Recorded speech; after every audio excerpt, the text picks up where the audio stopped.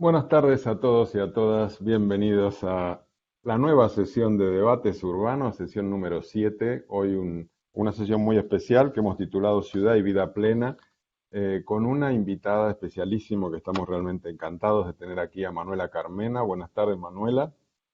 Hola, buenas tardes, ¿cómo estáis?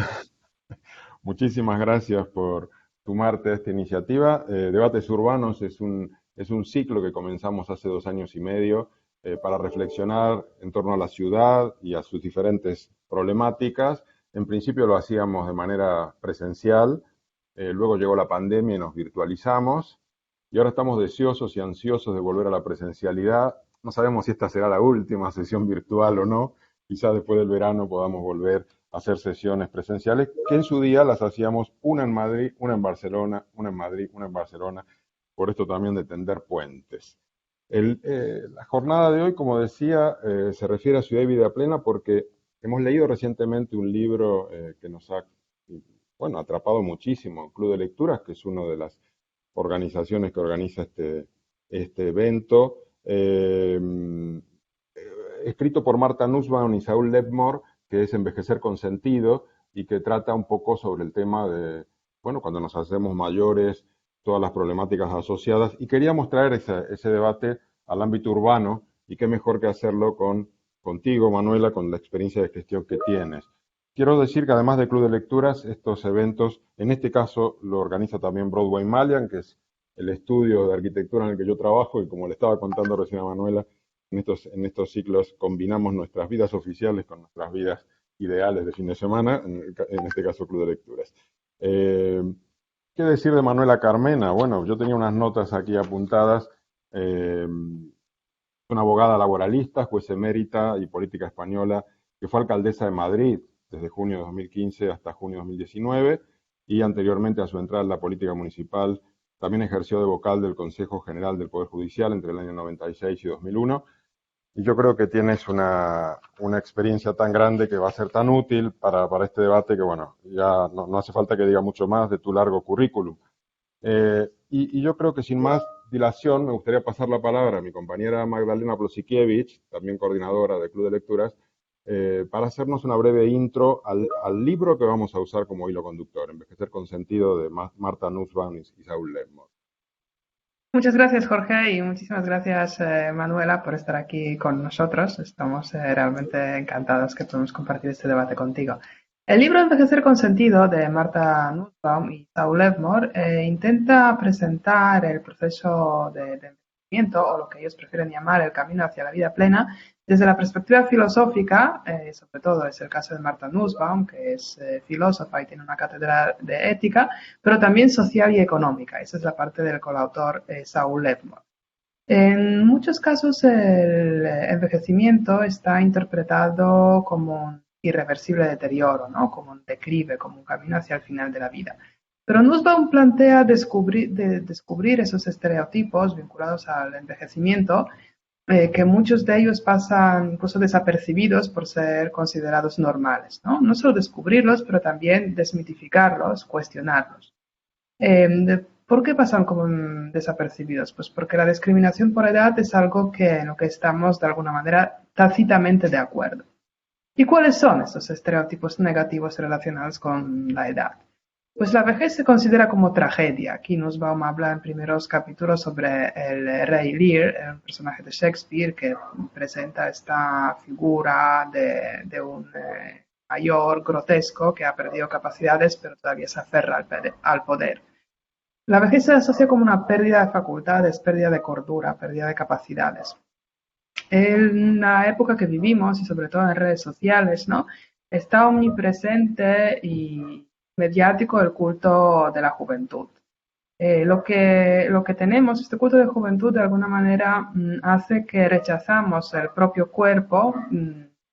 Dice Nussbaum que lo rechazamos porque es una condición animal limitante, ¿no?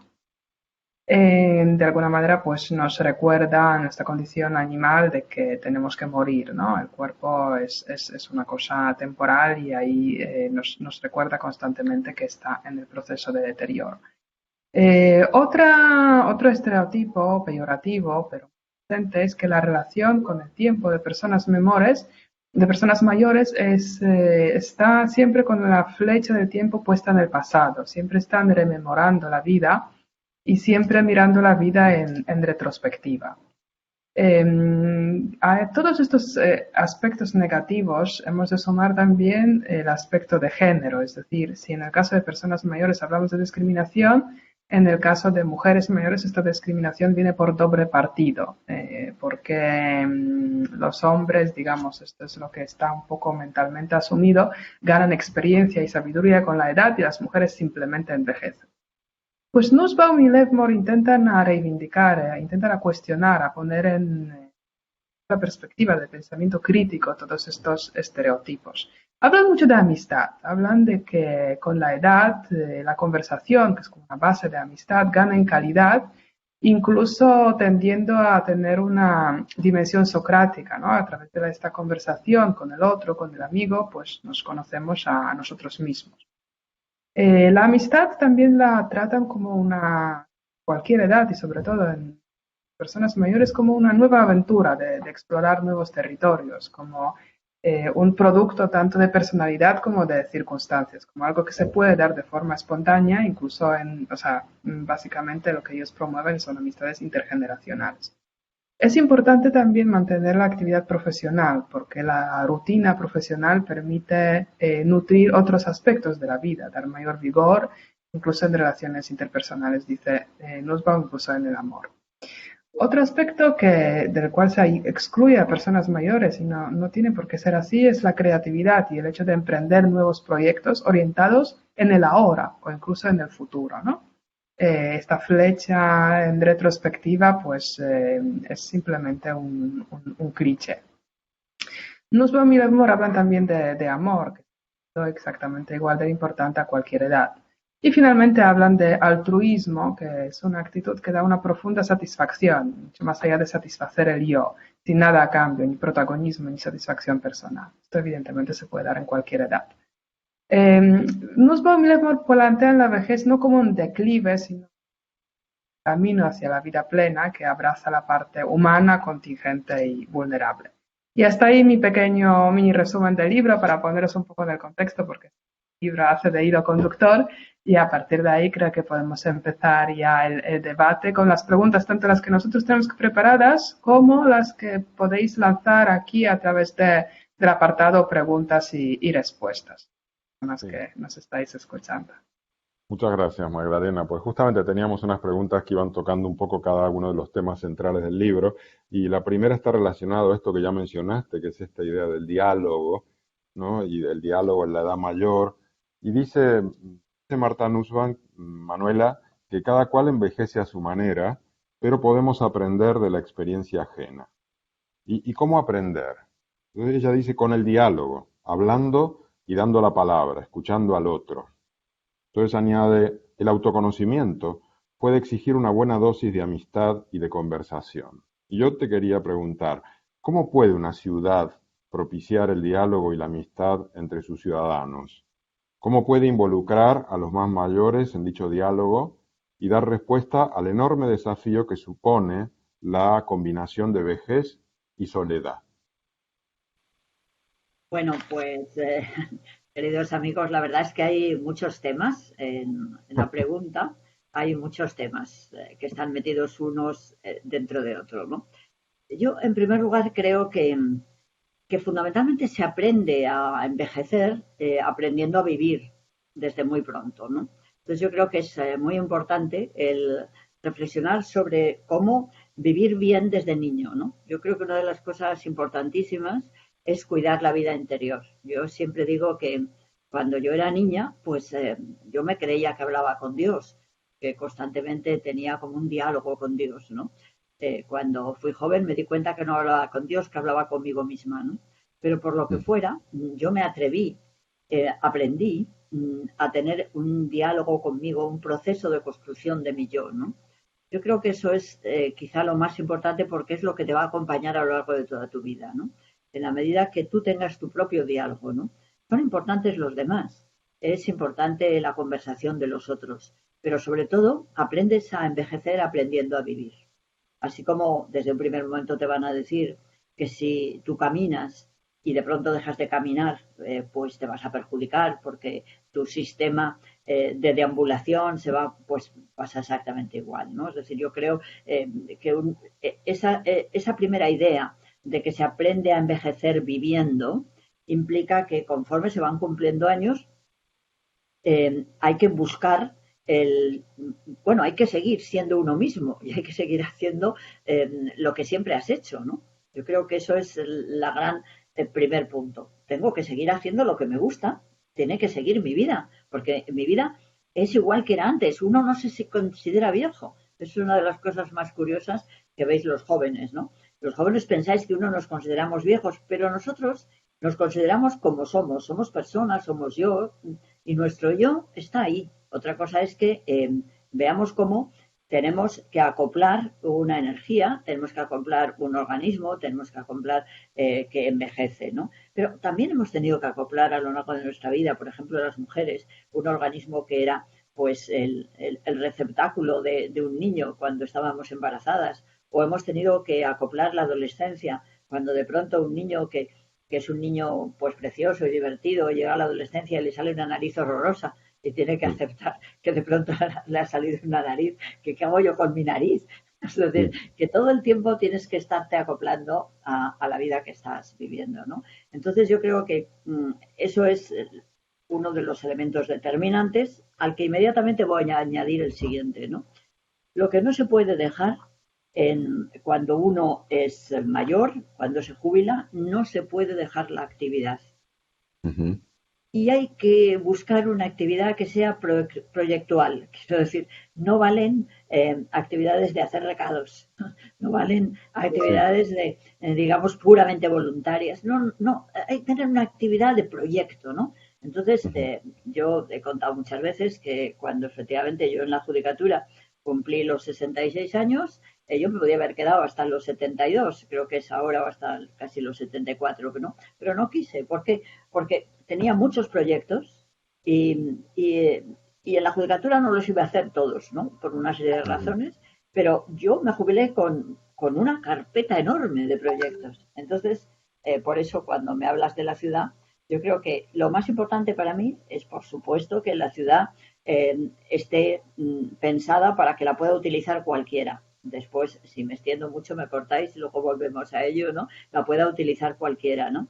Pero yo eché de menos algo que me hubiera gustado hacer y que no me dio tiempo a hacer, que era hacer una oficina de orientación de proyectos para todas las personas jubiladas, ¿no?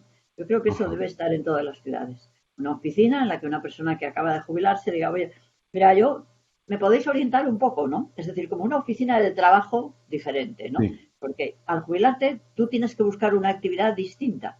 Te has jubilado, es bueno, has acabado una época de tu vida. Y ahora tienes otra en la que vas a poder decidir mucho más tú sobre tu vida, porque no necesitas depender económicamente de otros. Tienes unas posibilidades, en principio, no digo del 100%, pero por lo menos tienes un 70, un 50% que ya tienes, que es tu pensión de jubilación, ¿no? Y a partir de ahí yo creo que esas oficinas serían un elemento muy determinante de la actividad, ¿no?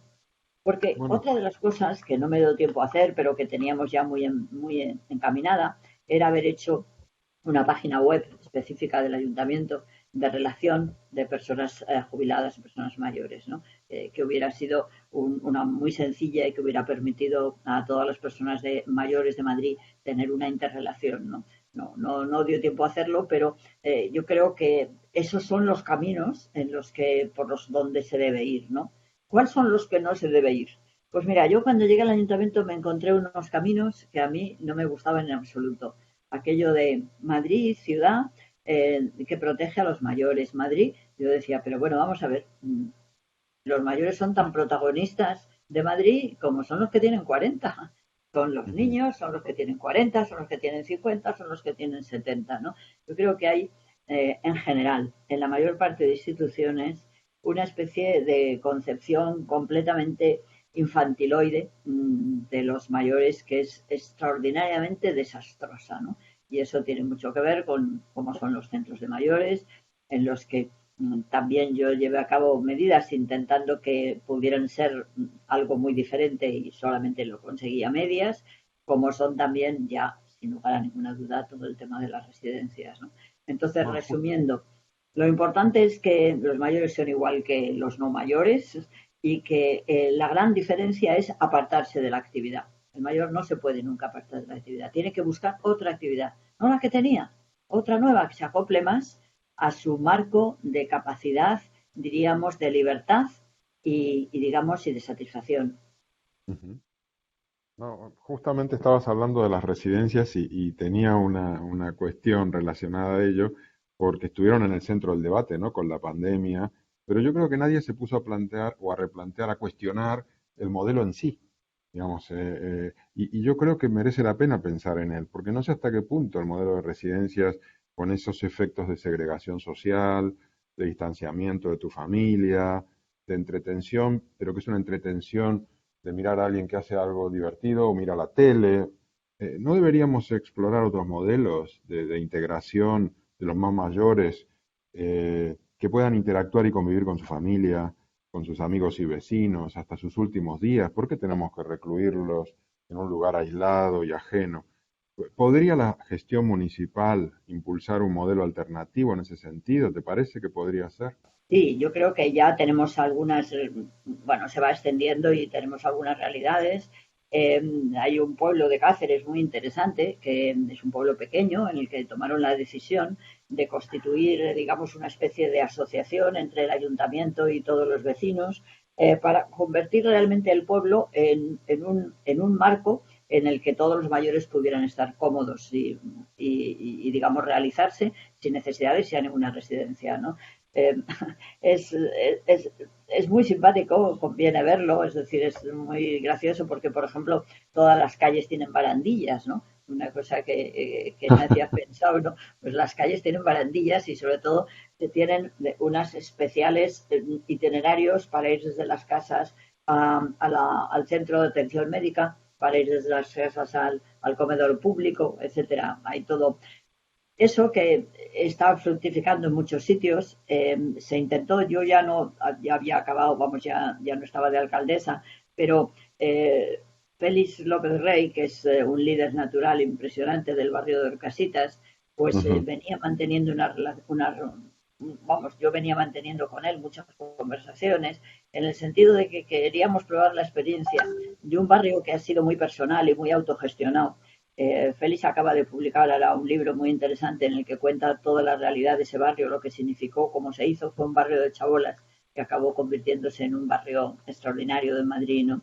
Y entonces lo que estuvimos viendo era lo bonito que sería el que, utilizando además los bajos de muchas de las casas que poco a poco pues han quedado desutilizados porque tenían comercios pequeños que ya no tienen una vocación clara de poder porque hay otros mayores y tal, utilizar estructuras de apoyo para las estancias en determinados momentos de los mayores, ¿no? Y hacer en Ujú. el barrio que de la propia estructura física del barrio surja la alternativa de la vida a los mayores, ¿no? Y eso yo creo que puede ser muy interesante porque vamos a pensar, por ejemplo, en el barrio de Orcasitas, pues hay un huerto muy grande, ¿no? Tienen un huerto muy importante, ¿no? Pero además del huerto, pongamos, por ejemplo, que se pudieran establecer unos gallineros con gallinas en libertad, ¿no? Pues Ujú. ahí podrían trabajar mayores, es decir, a lo mejor trabajaban una hora o dos, pero formarían parte del proyecto de esa granja o formarían parte del proyecto de cualquier otra unidad, ¿no? Es decir, yo creo que la idea es insertar a los mayores en proyectos barriales que no les obliguen a desplazarse en absoluto de su hábitat y construir hábitats adecuados para las situaciones difíciles, las enfermedades, las incapacidades, etcétera, ¿no? Yo creo que ese es un modelo además muy atractivo, muy bonito. Yo personalmente he colaborado lo que he podido y seguimos colaborando con esta idea. No sé cuándo podrá ver la luz, pero es una idea muy interesante en este barrio de Orcasitas. Pero también os digo que dentro de la empresa de la ONG en la que yo trabajo, que se llama, vamos, en la que yo fundé, que se llama Cosiendo el Paro, que nosotros tenemos unos talleres, pues entonces estamos ensayando, vamos a abrir un nuevo taller ahora en septiembre y queremos que en este taller se incorporen personas mayores que vayan a ese taller como si fuera un coworking, ¿no? Es decir, un sitio donde pueden mejorar sus pensiones. Muchas de ellas tienen pensiones muy pequeñas, pero saben coser muy bien, saben hacer habilidades que son muy útiles en una nueva manera de concebir lo textil y de concebir la artesanía, y podrían estar allí un poco en plan de coworking. Hacen un trabajo, se les paga, se les puede pagar, eso la ley lo permite, y a su vez van a tener contacto con otras chicas que están allí aprendiendo. No sé, yo estoy muy ilusionada con este taller que va a ser, si todo va bien, se inaugura en septiembre y va a ser una iniciativa en la que queremos precisamente incorporar a personas mayores que les apetezca trabajar en este proyecto con independencia, es decir, sin tener jefes, como digo yo, pero sí teniendo un entorno que te haga comprensible el trabajo, ¿no? Y si me permites, os quería contar, porque ha sido una experiencia, quería contarla, Jorge, porque ha sido una experiencia muy interesante, ¿no? Durante la pandemia, a mí, que estoy, como sabéis, en esta ONG, pues bueno, esta ONG también tiene unos talleres en la cárcel, en fin, por la esencia de la pandemia, toda la actividad de la ONG se vio paralizada, ¿no? Entonces se me ocurrió mandar una serie de tweets donde yo tenía posibilidades, pidiendo a todo el mundo que quisiera colaborar en unas labores colectivas de tejer 20 por 20 pedazos de lana, y con eso pues haríamos unas mantas, ¿no? Aquello fue extraordinario. No solamente recibimos montones de cuadraditos de lana preciosos, sino no os podéis imaginar qué cartas más bonitas de personas de 90 años, de personas de 80 años, que dijeron: qué maravilla, nos hemos sentido en un momento tan difícil de la pandemia, no nos hemos sentido solos, hemos sentido que estábamos trabajando para algo, ¿no? A mí eso me parece que nos indica que vamos bien por ese camino.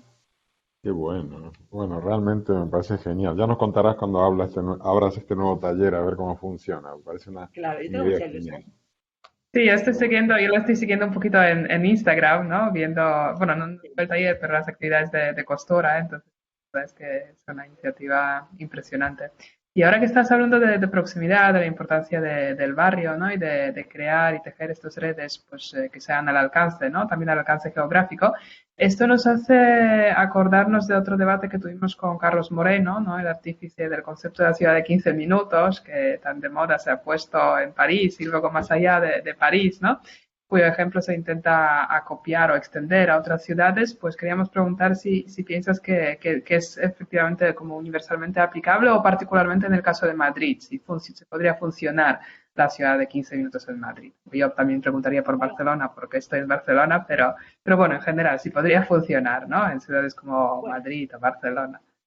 yo creo que sería razonable que funcionara, y además, fíjate, lo ves, porque cuando ahora mismo con el teletrabajo, de alguna manera está empezando a funcionar esa realidad, ¿no? Es decir, ahora mismo, antes la gente se desplazaba mucho del barrio donde dormía, para entendernos, donde tenía su casa, donde estaban los hijos, y de pronto se empieza a desplazar menos porque se trabaja en casa, ¿no? Eso nos indica un poco que están cambiando mucho las cosas, ¿no? Porque si ahora, en lugar de tener que ir todos los días a trabajar, vas 2 veces, que tienes una reunión, pues es más fácil, ¿no? Y yo creo que es posible que nos movamos todos más en nuestros barrios, ¿no? En nuestros entornos cercanos, ¿no? Pero siempre también va a ser necesario el que nosotros participemos de las cosas colectivas de la ciudad, de las cosas singulares, ¿no? Porque también eso nos tienen que dar, nos tiene que dar muchísima como capacidad de autoalimentarnos, ¿no? ¿Cómo no vamos a ir al Prado, ¿no? ¿Cómo no vamos a ir un día pues a Casa Mingo, y después a ver a la Claro. ermita de San Antonio, ¿no? Esas cosas hay que hacerlas, ¿no? Y ahí es donde yo creo que hay que trabajar mucho en determinados medios de transporte, ¿no? Porque yo utilizo mucho el metro, pero os digo la verdad que en el metro van pocas personas mayores. El metro no está bien pensado para personas mayores.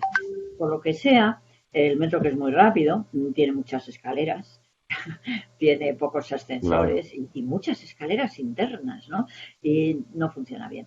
Los autobuses la verdad es que tampoco funcionan bien, pero son extraordinariamente violentos. Hay una cantidad de pequeños accidentes, cantidad de gente, porque la verdad es que cuando vas en un autobús y ves una persona mayor que no se maneja muy bien, y bueno, puede salir despedida, ¿no? Y luego pues están las líneas muy rígidas, pues tenemos los taxis, que es estupendo, es un servicio muy bueno, pero es caro. puede ser. Entonces yo creo que hay que buscar, nosotros lo habíamos empezado a trabajar eso, algún tipo de autobuses más pequeños que vayan de domicilio al lugar correspondiente, ¿no? Hay que buscar un medio de transporte en el que hoy día es muy fácil, con todo lo que nos permite la informática, el que haya diseños, ¿no? Y que uno casi puede ir de puerta a puerta, ¿no? Es decir, que pueda ver por qué las paradas son tan rígidas, hacer autobuses sin paradas rígidas, ¿no? Buscar algunas líneas rápidas con paradas rígidas y otras sin paradas rígidas, ¿no? Va a decir, oiga, en lugar de pararme usted aquí, me para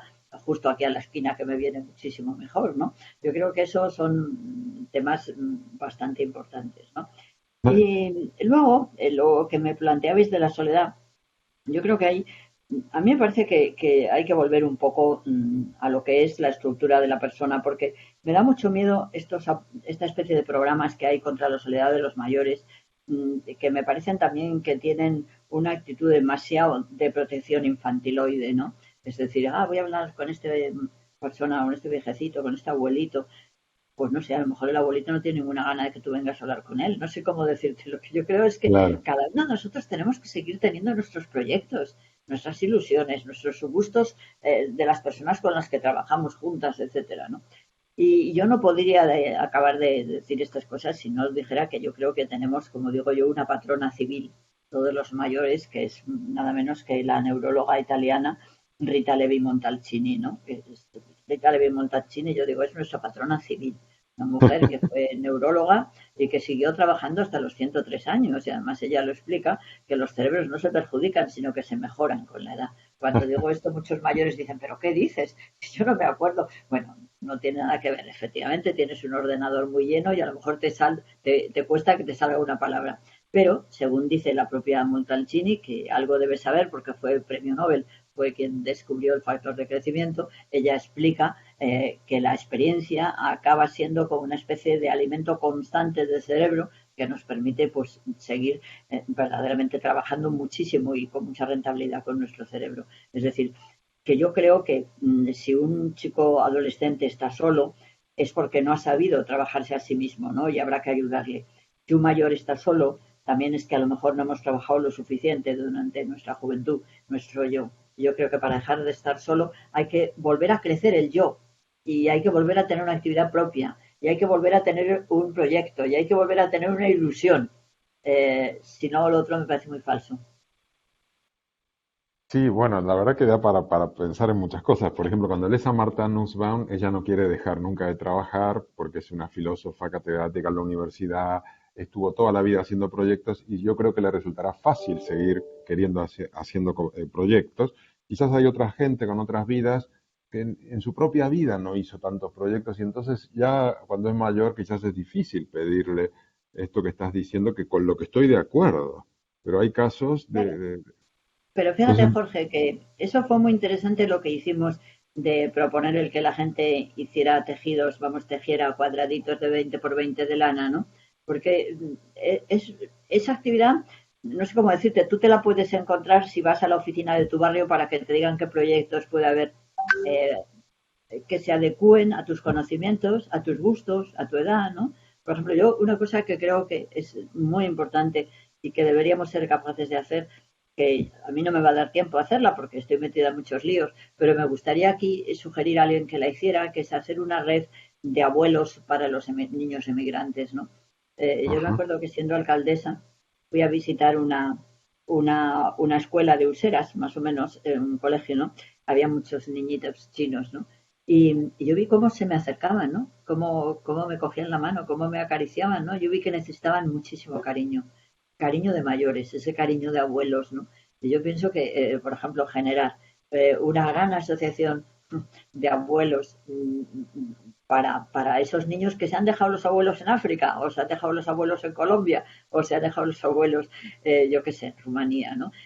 No sé, por ejemplo, eso es una de las cosas que yo creo que se puede hacer como otras muchas, ¿no? Pero tú me dices, a la gente no se le va a ocurrir, pues es normal, porque entre otras cosas hemos trabajado a lo largo de nuestras vidas muy poco la imaginación y la imaginación nos la han cercenado en la escuela y nos la han cercenado en la burocracia. Y entonces necesitamos a alguien que cree estas unidades. Yo creo que crear estas oficinas de sugerencias, de actividades para los mayores sería importantísimo. Sí, sin duda. Además, mira, lo conecto con un libro que vamos a empezar a leer ahora en el club, que es La huida hacia Europa. Tiene que ver con un continente que tenemos aquí cruzando el pequeño charco mediterráneo, donde está creciendo la juventud de una manera brutal, Así y es. otro que está envejeciendo, que es el nuestro, que está además reduciendo población.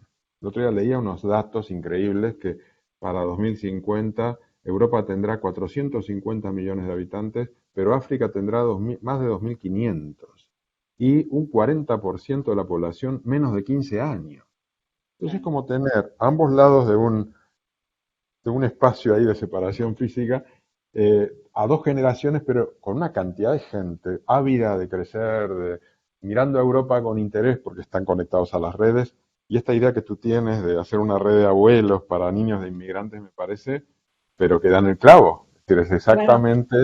porque además es una cosa que tú puedes hacer. Tú no puedes tener la responsabilidad de tener ya un bebé contigo siempre, pero puedes perfectamente ir a buscarle una tarde al colegio, ¿no? A mí me gusta mucho en Ginebra.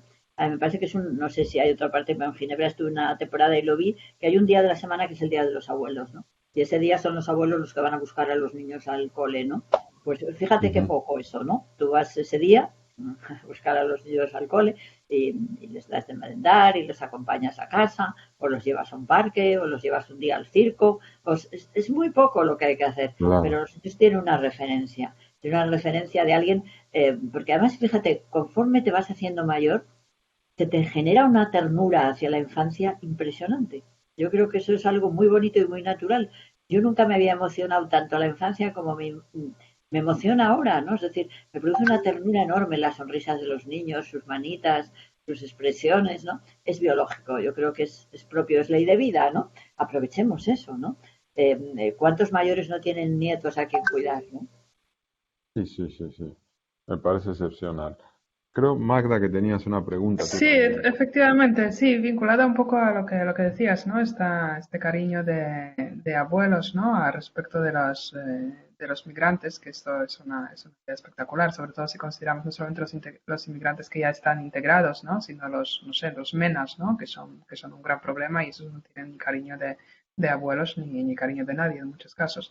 Y me pregunto también si de alguna manera desde tu perspectiva, tiene algún componente y si destacarías de alguna manera, pues la importancia de género, ¿no? También en este enfoque. O sea, que si tanto en la gestión de la ciudad, digamos, como alcaldesa, introducir las políticas urbanas desde la perspectiva de género, como tratar luego el tema de investimientos y en todos estos proyectos que llevas ahora, si ves que hay algún aspecto de liderazgo femenino o algún aspecto de perspectiva de género pues que cobra relevancia.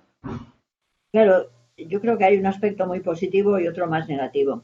El aspecto positivo yo creo que es el que las mujeres, por cultura y por habernos, digamos, dedicado al cuidado, que siempre hemos hecho compatible, hayamos tenido responsabilidades profesionales o lo que sea, siempre hemos tenido una enorme capacidad para seguir cuidando, para seguir preocupando de los nuestros, de nuestras casas, de nuestras plantas, en fin.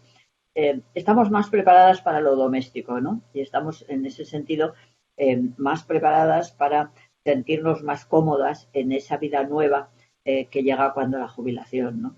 Pero eso que es positivo también tiene el lado negativo, ¿no? El lado negativo es que si tú no sales de tu marco doméstico, sobre todo cuando se te ha quedado sin sujetos a quien cuidar, puede ser, ese núcleo puede ser una especie de pozo negro, ¿no? Porque entonces sí que te encuentras solo, sí que te encuentras sin sentido, te quiero decir, ya.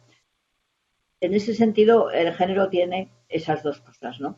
Yo creo que es mucho más, digamos, vulnerable a esa soledad si no, si la única construcción a lo largo de su vida ha estado volcada al cuidado de los otros, ¿no? Porque se queda sin otros, ¿no? Entonces, de alguna manera, es muy diferente si esa persona ha subido su género y ha proyectado el cuidado a lo público, ya ha proyectado el cuidado a lo profesional, ya ha proyectado el cuidado a lo laboral, ¿no?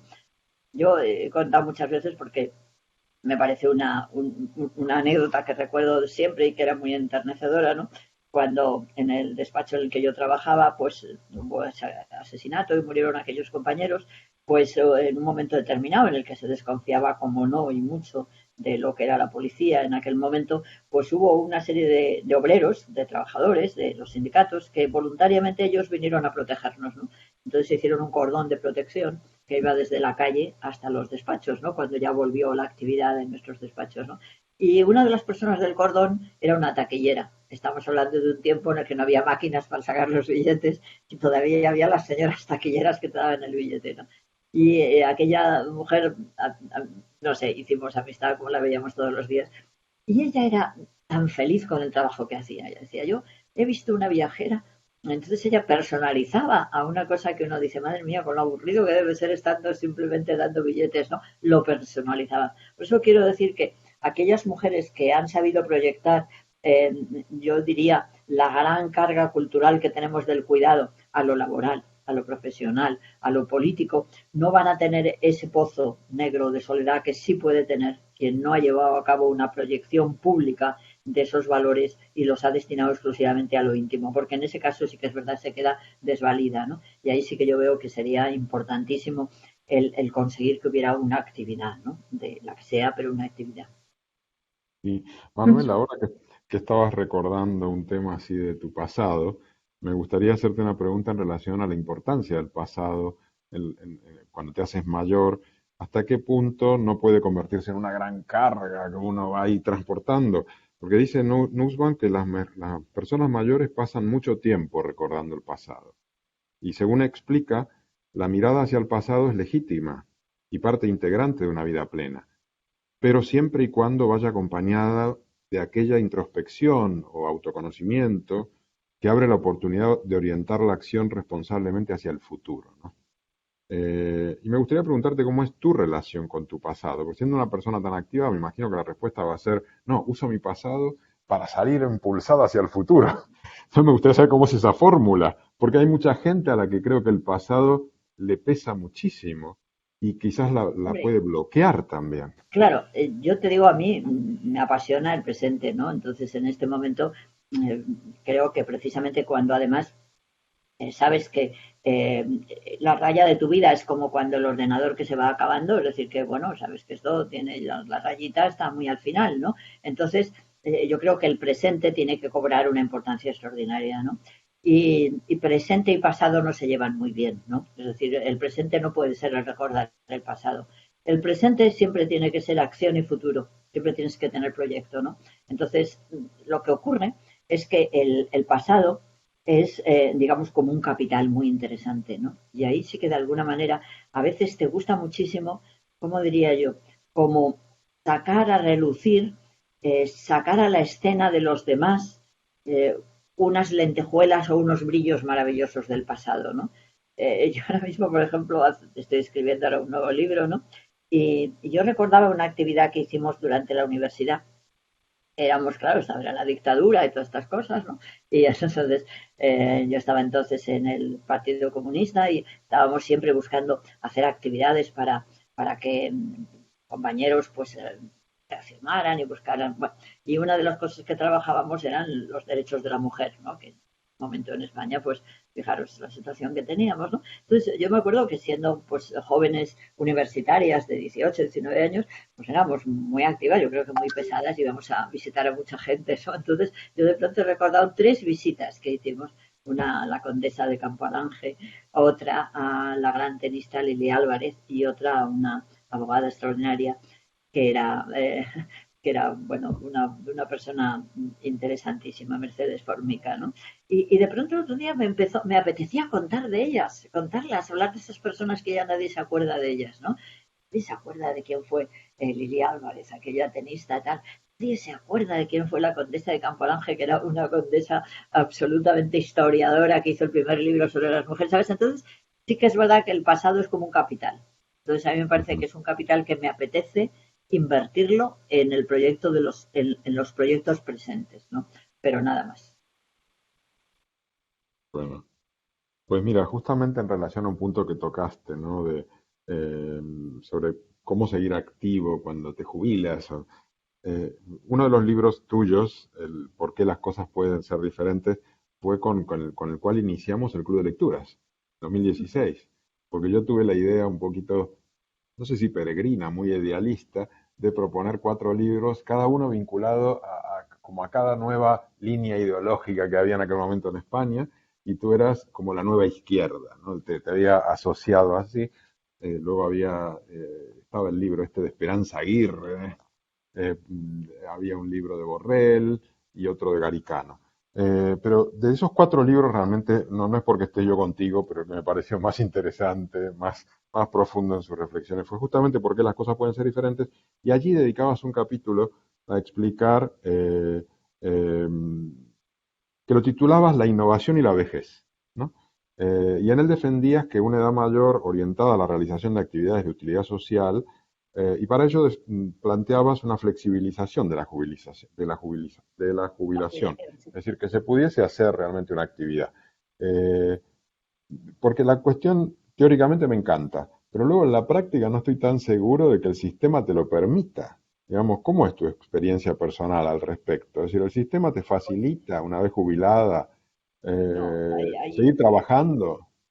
claro, no, hay mucho que hacer, ¿no? Todavía yo creo que hay mucho que hacer porque fíjate que ahora pues las posibilidades de compartir la pensión con la jubilación pues son pequeñas, ¿no? Es decir, tienes que hacer una primera parte reduciendo de la jubilación, que a nadie le apetece, o tienes que hacer otra que es simplemente hasta completar el salario mínimo, es decir, que según en qué casos puede ser interesante y en otros no. Pero efectivamente estás muy limitado, pues por ejemplo, para ser el administrador de una empresa, ¿no?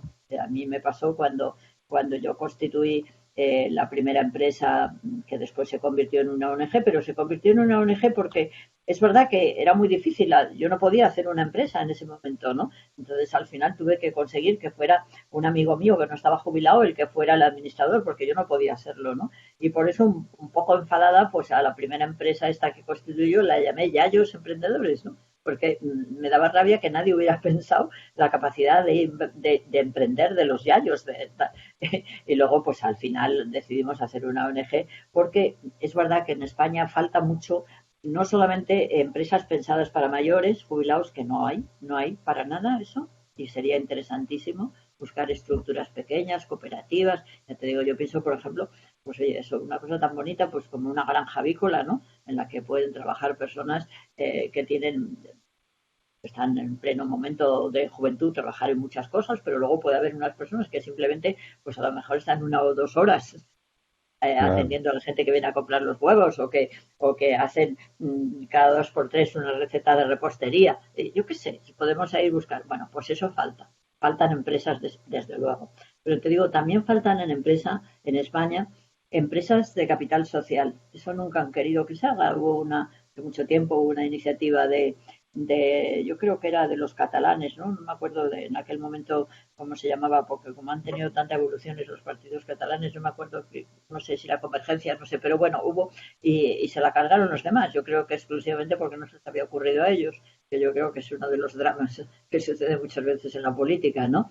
Que hay cosas que no salen porque el que lo dice en ese momento no tiene apoyos suficientes y al contrario lo que tiene es muchos contraapoyos, ¿no? Pero sí, falta una estructura de verdad de poder hacer empresas las personas jubiladas, ¿no?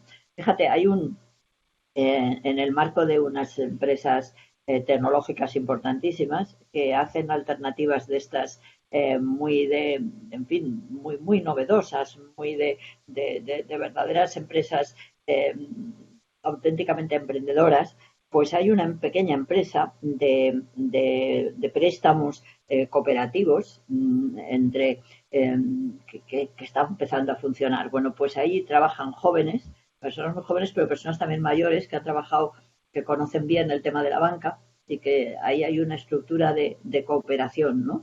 Y bueno, son unas empresas, bueno, de préstamos de, digamos, una especie, entre comillas, de préstamos colaborativos, ¿no? Donde se presta dinero sin intervenir bancos y nada, ¿no? Y cuando me lo enseñó un amigo mío que tiene una capacidad informática impresionante y tiene unas entidades muy grandes y acoge a pequeñas empresas, a pequeñas apps. Y entonces me dijo, sí, esta idea que tú tienes de los mayores, mira, pues aquí tenemos estos señores que están jubilados y a su vez están colaborando con estos chicos jóvenes, que son los que les preparan la estructura del app, pero ellos son los que incorporan el conocimiento sobre el sistema de los préstamos, ¿no? Es Parece decir, que súper falta mucho, interesante. pero hay mucha necesidad de que se permita. No, y sobre todo hay mucha necesidad porque cada vez vivimos más, por tanto hay muchísimo más tiempo de este Mucho periodo que más. podemos llamar jubilación, Claro, estamos en mucho mejor condición, sí. por tanto no se trata simplemente de decir, bueno, mira, ya estás fuera del sistema, bye, y ahora mismo está como al revés todo, todo impulsa a que dejes el sitio para que entre la juventud que tiene mucho desempleo, y se entiende eso, pero no hay un sistema que permita a los mayores o los aliente a seguir trabajando. Es decir, Claro, yo insisto en que además este tipo de empresas que yo recomiendo de mayores no quita el trabajo a los jóvenes, ¿no? Porque cuando te cuento lo que me gustó ver esta empresa de préstamos colaborativos, ¿no? Pues me pareció que era una empresa absolutamente nueva, que necesitaba forzosamente esa experiencia, ¿no? Que necesitaba esa experiencia, ¿no? Entonces, bueno, puede haber algún caso que sí, ¿no? Pero en líneas generales me parece que son dos elementos que son necesarios y que hay que ponerse a hacerlo. sí, sí, aparte, es que yo a veces cuando pensaba para esta sesión digo, qué ejemplo más brutal el tuyo, Manuela, que justamente siendo jubilada te propones o presentas a unas elecciones para ser candidata a una alcaldía. Digamos, qué fuerza tremenda y qué demostración de que se pueden hacer muchísimas cosas en esa edad en la cual uno diría, bueno, mira, relájate, ponte a ver la tele. eh, Todo lo contrario, ¿no? Es decir, que en el fondo eres un ejemplo vivo de cómo se puede mantener superactividad en esa edad mayor. Y yo me pregunto, ¿no echas de menos esa etapa, digamos, de alcaldesa o te sientes liberada y encantada ahora de poder hacer No, tus vamos a proyectos ver, sin que te... no, me da pena no haber podido acabar muchos proyectos, ¿no? Y eso me hace reflexionar y pensar que la democracia debería reflexionar mucho sobre el corto plazo en el que se trabaja muchas veces los proyectos políticos como consecuencia de los procesos electorales, ¿no? Y yo creo que de alguna manera, fijaros lo que os digo, se debería poder permitir a los ejecutivos salientes el que pudieran acabar las obras que ellos habían iniciado, las obras o los proyectos, ¿no? Es que estás diciendo, qué locura, ¿no?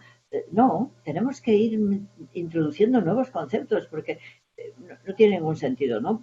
Por ejemplo, no sé, nosotros en el ayuntamiento dejamos un proyecto en marcha que a mí me parecía precioso, que era hacer un campus asociativo donde pudiera ser una especie de gran edificio en el que pudieran todas las asociaciones de cualquier estilo, ¿no? Y vinculadas a lo que yo me parece que significa la sociedad civil, que pudieran cada una de ellas tener allí su pequeño espacio, ¿no? Y a su vez compartir unos grandes espacios y como el proyecto lo hicimos en la Casa de Campo, uniendo tres de los pabellones de lo que era el pueblo español de entonces, ¿no? Pues entonces permitía tener un jardín muy grande y entonces decidimos empezar a tener contactos con universidades para que sistemáticamente hubiera una especie de titulación o de máster en actividad cooperativa, ¿no? En actividad asociativa y estaba estupendo, ¿no? Y estaba prácticamente acabado, ¿no? Bueno, pues el nuevo equipo pues lo ha dedicado a los bomberos y ha quitado toda esta actividad, ¿no? Yo creo que estas cosas no están bien, ¿no? Porque de alguna manera yo creo que habría que permitir completar, ¿no? Los proyectos. A mí a veces me gusta poner ejemplos de la vida de los juzgados, ¿no? Y una de las cosas importantes es que si un juez pues ve un juicio, aunque sean juicios de estos larguísimos, ¿no? Yo he tenido algunos juicios que han durado un año, ¿no? Pues tú ves un juicio de estos que ha durado un año y aunque luego te destinen a otro trabajo, pues lo que tienes que hacer es poner esa sentencia, ¿no? Creo que hay que tener una vinculación entre quien decide hacer un proyecto y que lo pueda culminar, ¿no? En fin, yo sé que esto ahora es muy nuevo, pero no me parece mal pensarlo, porque la política a corto plazo da muy mal resultado, económicamente es ruinosa, etcétera, ¿no? Eso es lo único que echo de menos, el poder haber acabado proyectos que estaban en marcha. Pues lo demás no, porque yo he disfrutado mucho en todos los trabajos que he tenido, pero cada uno ha tenido un principio y un fin y ya está. Eso no me importa nada, ¿no? No lo echo de menos porque ahora estoy en otra cosa. Me gustó muchísimo cuando estuve de alcaldesa, ¿eh? Me encantó, me gustó muchísimo, muy bien. Ahora, sí echo de menos el no haber podido acabar proyectos, ¿no? Proyectos que estaban a medio hacer, ¿no? Yo creo que eso debería empezar a plantearse de alguna manera que los ejecutivos salientes tienen que tener competencia. Ya sé que esto ahora suena raro, pero ha habido tantas cosas que nos han sonado raras y que después han sido estructuras para solucionar problemas profundos.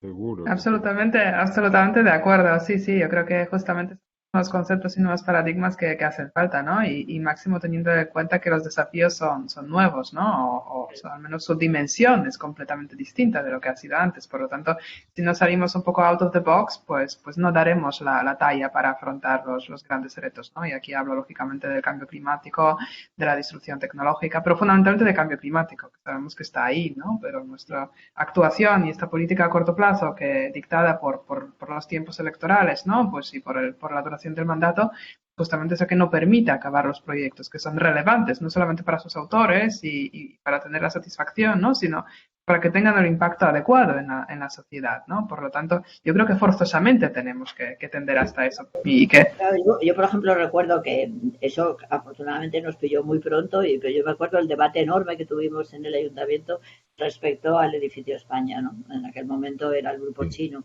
quien lo había adquirido ¿Cuándo? y querían derribarlo.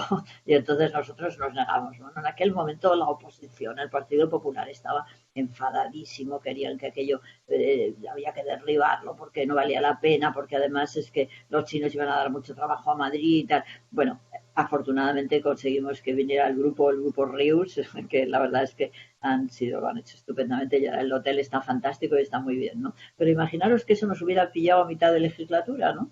Sería un estropicio que se hubiera quedado a mitad, ¿no? Puesto que nosotros habíamos tomado una decisión, mantenerlo, darle la alternativa a una empresa española, en fin, no sé. Yo creo que tenemos que empezar a buscar. Puede haber muchas maneras, puede haber una especie de comité independiente que diga lo que sí y lo que no, pero hay que trabajar a largo plazo, desde luego, en lo municipal, ¿no? Y eso es lo único que echo de menos. Fíjate, por ejemplo, efectivamente. viviendas, nosotros estábamos construyendo como yo creo que eran, no sé, 2.800, una cosa así, que se están acabando ahora, ¿no? Es decir, que estas sí que las está acabando el equipo nuevo, ¿no? Pero de alguna manera no sé cómo explicarte, es decir, que suponiendo que hubieran tomado una decisión, ¿no? Que sí las han tomado en otras cosas, ¿no? Por ejemplo, en relación con las guarderías o lo que sea, que tienen otra política, ¿no? Pues hay que buscar de alguna manera permitirles, por supuesto, cada equipo que llega tiene que hacer su planificación, pero respetar por lo menos un tanto por ciento muy importante de lo que estaba haciéndose. Sí, bueno, sería como este debate constante en la política española de que hay que hacer grandes pactos, que hay que tener visión de largo plazo en temas tan importantes como la educación y demás, pero que después luego nunca se hacen. Al final siempre es una pelea y cada nueva Yo creo legislatura que es por un eso te cambio voy a decir, total. si quedara claro que los salientes podían acabar todas aquellas cosas que estuvieran ya realizadas en un 75%, por ejemplo, oye, pues sería interesante. Pues seguro, sería genial. Pues Sí, nada, efectivamente, yo creo que la declaración de intenciones no tiene que quedarse ahí, ¿no? Sino que tenemos que pasar ya un poco a lo que serían los hechos. Yo creo que, bueno, aquí nos has aportado un montón, un mundo de ideas nuevas y algunas otras nuevas, pero que no las tenemos suficientemente presentes, como por ejemplo a mí me ha llamado mucha atención el tema de los cuidados, ¿no? Que viene relacionado con ser mujer, ¿no? De alguna manera esta desventaja de que la mujer está siempre ceñida a la esfera privada y los cuidados de hogar y cuidados de personas, pues se le puede dar la vuelta y transferir este cariño hacia lo que sería la sociedad, la ciudad, ¿no? La política e incluso el poder. Pues me ha encantado esta reflexión porque es el mismo punto de partida, ¿no? Sin masculinizar a la mujer, pues simplemente aprovechar esas cualidades para la política, ¿no? Entendida como velar para el bien común, ¿no? Entendida como el puesto político. También lo del pasado como capital, pues ha sido una idea pues espectacular y relacionada con el ganar el autoconocimiento a lo largo de la vida, ¿no? Y la idea que de que siempre toda la vida nos estamos preparando para la vejez, pues con todo lo que estamos haciendo, ¿no? No es una cuestión de que alguien nos va a explicar a la hora de que llegamos a la edad de jubilación. También lo que me ha gustado, y con eso me identifico muchísimo, que cuando veo los casales de gente mayor con sus manualidades y cosas así como forzadas, ¿no? Como infantilizadas, como tú decías, pues yo creo que tampoco se tiene que ir encajando todo en el mismo esquema. O sea, jardinería y manualidades no es una solución para todos, porque si no nos gusta a lo largo de la vida, no nos va a gustar de repente cuando tengamos 70, 80 años, ¿no? A mí me recuerda eso cuando yo era jueza de vigilancia penitenciaria, ¿no? Iba a las cárceles y me veía, pues, no sé, así, yo qué sé, pues personas y que, en fin, muy, muy hechas, aunque estuvieran muy mal hechas, quiero decir, aunque tuvieran muchos desajustes, aunque hubieran vivido, no sé, la delincuencia tiene una complejidad y no quiero decir nada que pueda parecer una frivolidad, ¿no? Pero ver personas, pues no sé, pues que estaban haciendo, yo qué sé, mariposas de papel, ¿no? No es eso, ¿no? Es decir, la rehabilitación nunca es hacer mariposas de papel, ¿no? Yo creo que en esa medida es, además, burlarse de lo que es la artesanía. Yo adoro la artesanía, por ejemplo, cosiendo el paro, vamos en Zapatelas, los muñecos los diseño yo, porque desde niña me encantó diseñar muñecos. No sé por qué, me encantaron los muñecos, desde pequeña hice muñecos. En el colegio me acuerdo que les sorprendía a todos muchos haciendo eh, los, eh, los muñecos para un teatro de Guiñol, ¿no? Y siempre me ha encantado hacerlo, ¿no? Pero entonces lo que me irrita es que se utilice la artesanía para matar el tiempo. Odio esa historia de matar el tiempo, ¿no? El tiempo, ¿cómo vas a hacer eso, no? No sé, me parece la artesanía mata tiempo, la odio. Totalmente de acuerdo, totalmente de acuerdo. Y eso sí se combina con el proyecto de Yayos Emprendedores lanzar proyectos creativos, justamente, que es también el camino por el cual va Nussbaum, ¿no? Que ya dice, pues, que por qué no grandes emprendimientos o medianos, da igual la escala, pero la cuestión es que emprender algo creativo, pues no tiene por qué tener ningún tipo de límite de edad, ¿no? Pero esto Fíjate, creo que yo una de también. las cosas que no he hecho nunca y que ahora me encantaría hacer era diseñar una tela, ¿no? Y entonces, pues con los dibujos que hago estoy viendo a ver si soy capaz de diseñar una tela y eso me está divirtiendo muchísimo, ¿no? A lo mejor no soy capaz, pero bueno, lo estoy intentando. Claro, pues. Pues genial, la verdad es que nos hemos en esta hora hemos aprendido muchísimo y creo que nos ha abierto mucho la mente, ¿no? Y también es como una esperanza, ¿no? Porque si hay que escuchar este tipo de reflexiones, pues justamente en la edad que todavía hay recorrido, ¿no? Para irse preparando para mantener esta actividad y este dinamismo que transmites y que ejemplificas. Jorge, Nada, simplemente unas vamos. palabras. Me ha encantado, creo que podemos ir cerrando y muchísimas gracias, Manuela, por estar A con vosotros, nosotros ha sido esta un hora. placer. Sí, Y sí, la verdad es que lo hemos disfrutado mucho, fue completamente excepcional, un debate así veraniego, quizás ya la gente en estas alturas del año y con este tiempo está más por la labor de ir a la playa o, o a dar un paseo, pero por ello pues para retransmitirlo, para compartirlo y para tenerlo pues como un contenido muy valioso, porque creo que no es un tema solamente puntual de una lectura de un libro, sino es un tema absolutamente relevante, ¿no? Más allá de la ciudad. En este caso lo hemos intentado relacionar con lo urbano o con lo que está pasando en las ciudades. pues nada. Pues nada, decimos adiós entonces, Magdalena. No sé si lo dices tú o lo digo yo. Sí, dilo tú, que ya que es abierto, pues tienes que cerrar. Nada, bueno, pues muchísimas gracias, Manuela Carmena. Gran Sí, lujo para nosotros contar encantada. contigo. Muchas Y gracias. gracias Magdalena y gracias a todos los que estuvisteis en esta sesión. Luego lo subiremos a nuestros canales de YouTube, tanto de Broadway Malian como de Club de Lecturas. Y bueno, ya lo moveremos, lo difundiremos y habrá mucha más gente que pueda disfrutar de esta charla. Nada más, nos vemos en el próximo debate urbano. Y bueno, hago una micro publicidad de Club de Lecturas. Si tenéis ganas de seguir debatiendo, leyendo con nosotros, pues traéis a clubdelecturas.com y os integráis en esta gran comunidad de lectura y debate que hemos formado, que ya somos casi 1.300 personas entre España y Latinoamérica, que nos reunimos todos los sábados de 7 a 9. Tú también, Manuela, estás invitada a apuntarte. Y nada, pues un abrazo para todos y nos vemos en próximos debates. Gracias. Hasta luego. Hasta luego.